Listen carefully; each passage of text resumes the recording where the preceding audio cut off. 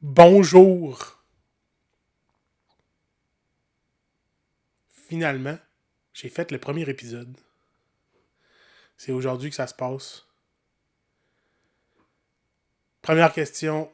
Vous allez toutes me demander pourquoi ça s'appelle Interligne double. À ça, je vous dis parce que la vérité se cache entre les lignes. Parce que l'interprétation de l'œuvre est subjective. Parce que je veux parler aux personnes créatives. Celles qui le savent, puis celles qui le savent pas. Bienvenue dans les interlignes. Aujourd'hui, je voudrais découper en lambeaux les 4 raisons pourquoi cet épisode-là a failli jamais exister. Je sais que je suis pas tout seul à vivre ça. Je veux vous partager des moyens pour se débarrer l'interligne, s'ouvrir à l'appel de l'artiste. Cette idée-là m'est apparue dans mon carnet au mois d'août. J'étais assis sur le bord du feu. C'était une fin de soirée. J'étais tranquille. On faisait un feu en camping. Puis là, j'étais en mode relax. Là, j'étais assis dans ma chaise de camping avec mon petit carnet, mon petit crayon, mon petit stylo. J'écrivais des trucs. J'étais relax. Puis là, j'étais comme un peu fatigué, fin de journée. Fait que j'ai décidé d'arrêter. J'étais comme, ok, j'étais assez fatigué. Puis je vais aller me coucher bientôt. Fait que là, j'écrivais dans mon petit carnet. Puis la dernière phrase a fini. Puis il y a 2 mots qui sont comme apparus comme ça à la fin de la page. J'ai écrit sans même m'en apercevoir, sans vraiment le contrôler, sans vraiment m'en rendre compte. J'ai écrit interligne double. Et puis là, comme ça, toute l'idée était apparue dans ma tête, le concept, le contenu, qu'est-ce que je pouvais dire, qui j'allais rencontrer, de quoi qu'on allait parler. C'était comme un petit moment magique. Fait que là, il y a 2 questions qui me trottent, qui me gossent, qui me dédoublent. 2 questions qui vont toujours revenir dans ce podcast-là. Parce que j'ai l'éventualité de vouloir rencontrer des gens, rencontrer des personnes créatives, rencontrer des artistes, mais pas juste ça. Puis il y a 2 questions qui vont toujours revenir dans les épisodes avec les entrevues des gens. Il va y avoir la question interligne simple. Un petit peu plus humoristique pour lancer le bal, pour ramollir l'ambiance. La question interligne simple, ça va être: tu prends-tu ta douche froide ou ta douche chaude? Juste pour faire rire, parce que c'est léger, parce que ça donne un sujet de discussion pour rentrer d'emblée dans le contexte, mais pas vraiment en même temps. Puis il va y avoir une question un petit peu plus intense, un petit peu plus réfléchie, un petit peu plus personnelle, pour creuser dans l'humain. La question interligne double: si tu devais créer avec un seul médium artistique jusqu'à la fin de tes jours, ça serait lequel?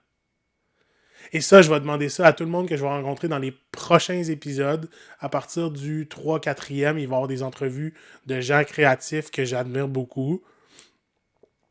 Donc ça, c'est pour mettre l'intro. Je sais que c'était long, je sais que c'était pas vraiment nécessaire, mais en même temps, je veux vous mettre dans le bain. OK? Je veux qu'on soit tout le monde tous au courant en même temps de qu'est-ce qui va se passer. Puis là, on traverse vers les choses plus sérieuses. Cet épisode-là a failli jamais exister à cause de mon sentiment d'imposteur. Et je sais que je suis pas tout seul. Environ 70% de la population vivent ça au moins une fois dans leur vie.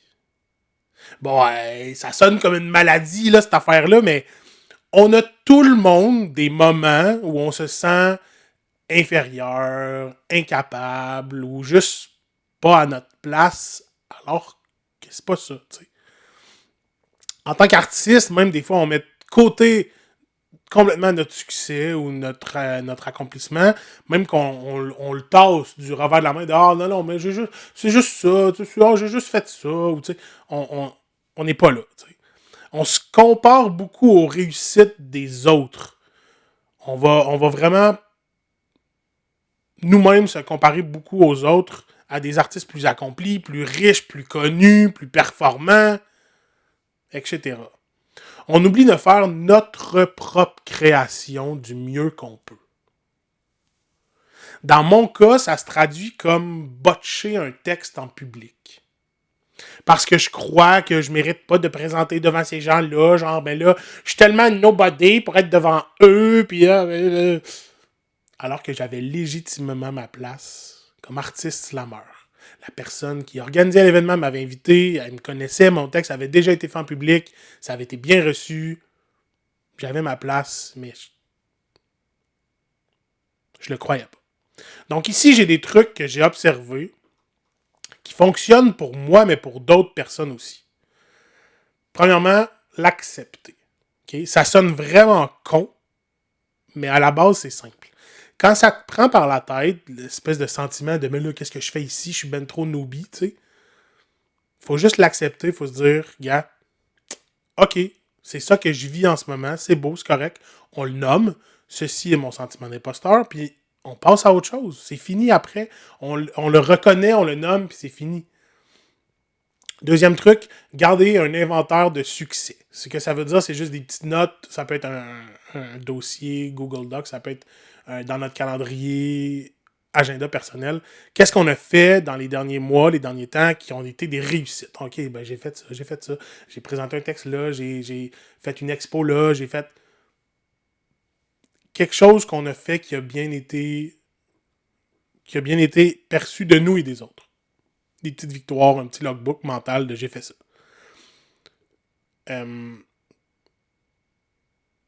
Autre truc, faut pas se comparer.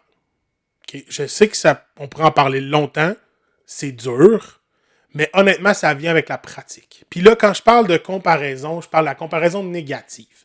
Je voulais peut-être en parler plus tard dans un autre moment, un autre épisode peut-être de comparaison ou dans une des discussions que je vais avoir avec quelqu'un que je vais rencontrer. Parce que ce mot-là a vraiment une connotation négative. Oh, ben, faut pas se comparer aux autres, faut pas se comparer. Ben, dans le cas du syndrome de l'imposteur, c'est vrai. Faut pas se comparer aux autres dans le style de ah, mais là, cette personne-là a fait 1000 choses de plus que moi, c'est bien plus cool, c'est bien plus hot ce qu'a fait cette personne-là. Non. Faut pas réfléchir comme ça dans le cas du syndrome de l'imposteur. Puis, honnêtement, c'est tough, ça vient avec la pratique. Ça vient avec le daily grind de dire comme, ok, oui, c'est vrai, moi aussi j'ai ma place, nanana. Je suis un artiste accompli, moi aussi, nanana. C'est vraiment dur. Mais c'est à force de le faire que, tu sais, à un moment donné, ça va être plus facile.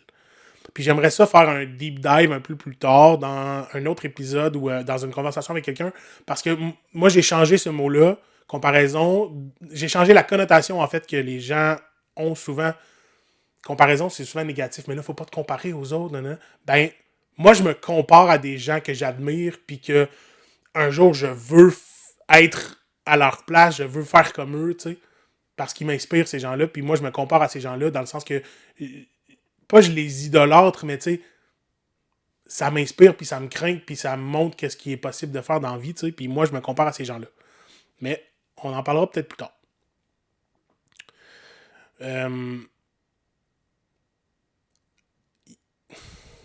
Prendre le temps. C'est un des trucs que j'ai pour pas vivre le syndrome de l'imposteur. C'est un peu con. Prendre le temps. Le monde est bandé sur la performance, sur la perfection, la productivité, l'efficacité, le nanana. Moi, je suis un slow life. Des fois, ça paraît pas, mais des fois, j'aime ça prendre le temps. Slow work. Prendre le temps de prendre le temps. C'est ironique en considérant. C'est vraiment très ironique parce que tu demanderas aux gens qui me connaissent de proche, j'ai un énorme niveau d'impatience.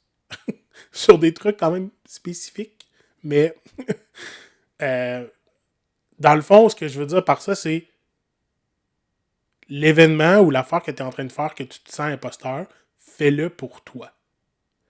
Ça sonne un petit peu selfish, là, ça sonne genre, mais fais ça pour toi, dans le fond. Non, c'est vrai, fais-le pour toi, parce que tu as le droit d'être là, parce que c'est correct, parce que tu mérites d'être là, fais ça pour toi.